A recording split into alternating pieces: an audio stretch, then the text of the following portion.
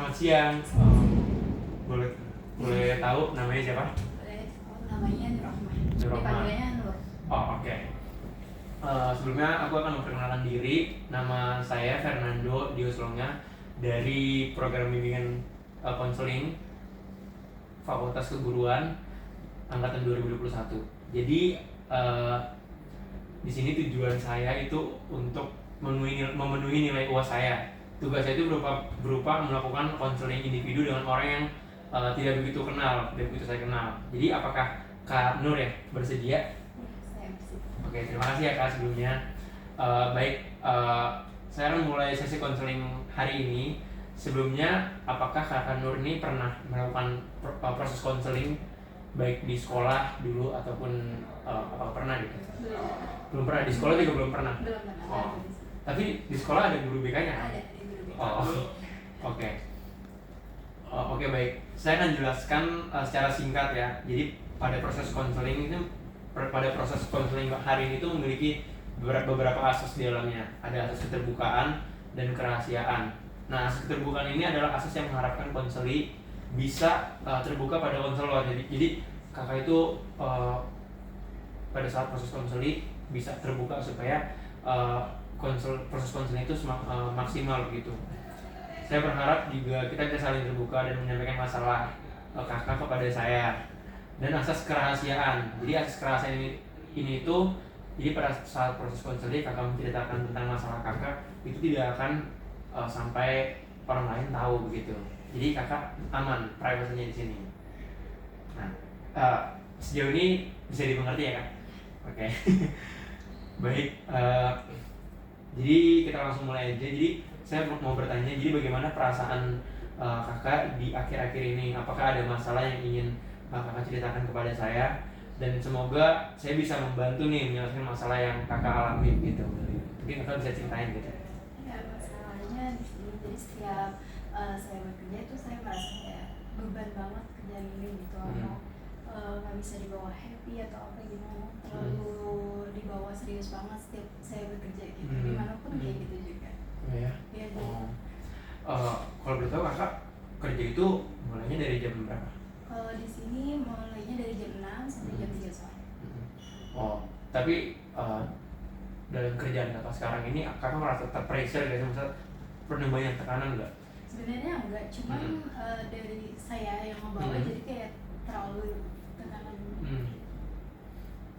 Baik, saya mengerti nih apa yang kakak rasain. Jadi kakak ini walaupun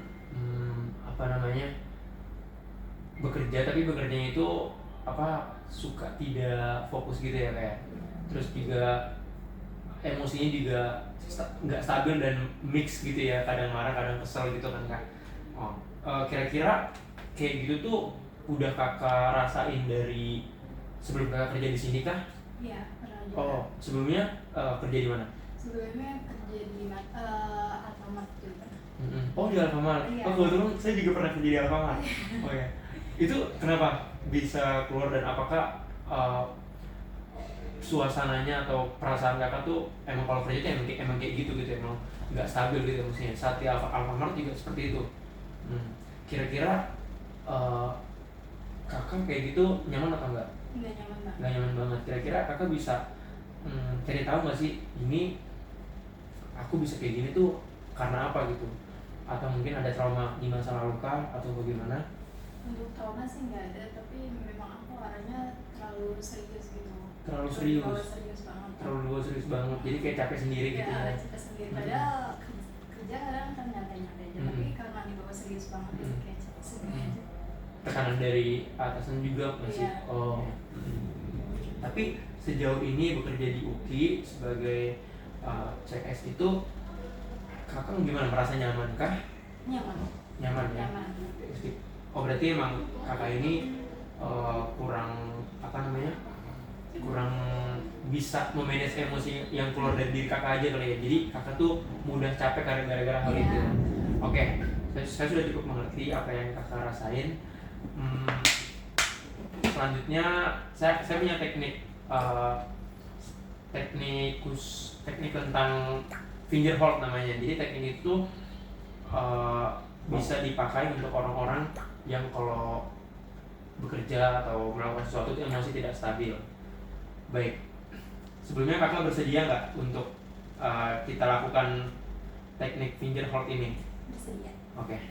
Jadi pada teknik ini namanya teknik relaksasi yang berupa finger hold atau menggenggam jari. Nah, teknik ini tuh berasal dari Jepang yang bernama Jinshin Jutsu, dan teknik ini dapat membantu kakak untuk mengelola emosi kakak nih ketika saat sedang tidak stabil menjadi lebih tenang dan fokus. Jadi mudah-mudahan dengan teknik relaksasi finger hold ini kakak tuh bisa lebih mengelola emosi kakak lebih baik lagi gitu, dan memberikan respon yang tepat dalam situasi emosi yang tidak stabil gitu. Kan biasanya ada tuh orang yang kalau misalnya emosi dia tuh tantrum, dia tuh suka pecah-pecahin barang. Tapi kakak kayak gitu nggak? Nggak. Biasanya kakak tuh kalau emosinya nggak stabil tuh gimana? Cuma diam aja. Diem aja, tapi nahan gitu ya? Dan ditahan aja. Itu biasanya kalau misalnya orang ngajak ngobrol tuh udah nggak mood aja tuh bawaannya ya. Oh, oke. Jadi gini, setiap jari kita tuh terhubung pada emosi tertentu. Nah, oke. Jadi kakak bisa mengambil posisi yang tenang, lalu bisa senyaman mungkin, lalu kakak bisa ini mengatur nafas dengan baik. Tarik nafas, keluarkan pelan-pelan, tarik nafas lagi. Nah, jadi setiap jari kita itu terhubung pada emosi tertentu, dimulai dari ibu jari. Nah, mungkin kakak bisa jadi ibu jari ini berhubungan dengan perasaan khawatir. Jadi ketika kakak merasa khawatir, kakak bisa memegang ibu jari kakak di pijit-pijit seperti ini. Nah, lalu jari telunjuk. Nah, jari telunjuk ini terhubung dengan perasaan takut, panik, dan kakak merasa diteror gitu. Jadi ketika merasa panik atau takut dalam pekerjaan, kakak bisa begini ya, pencet. Nah, lalu ada jari tengah. Nah, jari tengah ini berhubungan dengan perasaan marah. Nah, biasanya kan kakak kan bilang tadi gampang mood swing, gampang emosian. Nah, kalau biasanya itu kan emosi-emosi yang muncul itu kan biasanya emosi marah ya. Entah kadang nggak ada nggak ada alasan juga, kayak marah aja, pengen marah aja gitu. Kakak bisa kayak gini. Karena kan nanti yang berdampak kan bisa ke kakak dan ke orang lain juga, itu kan gak bagus ya kayak. Nah, gitu. Lalu ada jari manis. Nah, jari manis ini berhubungan dengan perasaan sedih. Jadi kalau kakak misal sedih, misalnya pacarnya nggak sesuai ini, kayak bisa dibilangin ekspektasi, kakak bisa sedih gitu, kakak bisa mencet-mencet dari manis kakak. Dan yang terakhir itu jari kelingking. Nah, jari kelingking ini itu berhubungan dengan perasaan kurang percaya diri begitu. Jadi kalau kakak dalam bekerja itu merasa kurang percaya diri ataupun ditugaskan sesuatu kayak kayaknya aku nggak percaya diri nih, kalau bisa kayak gini. Nah, jika emosi kakak ini sangat bergejolak dan tidak bisa, dan kakak ini nggak bisa ngedeskripsiin nih emosi kakak ini, bisa dilakukan cara ini. Jadi genggamlah ibu jari secara lembut, tarik nafas kayak tadi gitu di jari-jari tersebut. Bila tidak merasakan denyut, jadi pelan-pelan begini sambil ngerasain nafasnya gitu. Nah, setelah melakukan teknik ini dan kakak mulai merasakan ketenangan, usap dan pijat telapak tangan kakak ini. Jadi setiap jari ini punya semacam saraf yang connect ke perasaan-perasaan mood kita gitu. Jadi kayak tadi itu ibu jari telunjuk, jadi punya arti masing-masing di setiap jari ini. Nah, jika kakak sudah mengetahui emosi kakak, langsung bisa melakukan teknik ini sesuai dengan emosi yang sedang bergejolak misalkan. Berarti misalkan pada kakak yang kurang merasa percaya diri, Anda bisa langsung menjadi kelingking gitu. Mungkin itu aja sih kak yang bisa aku bantu untuk permasalahan kakak yang di dalam dunia pekerjaan itu merasa emosi tidak stabil gitu. Semoga ini membantu kakak ya kak ya.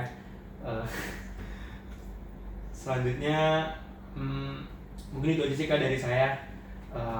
Kurang lebihnya dalam penjelasan saya ada yang tidak berkenan, mohon dimaafkan begitu. Terima kasih ya kak, semoga ini bisa membantu kakak ya kak. Sangat membantu. Oke, terima kasih.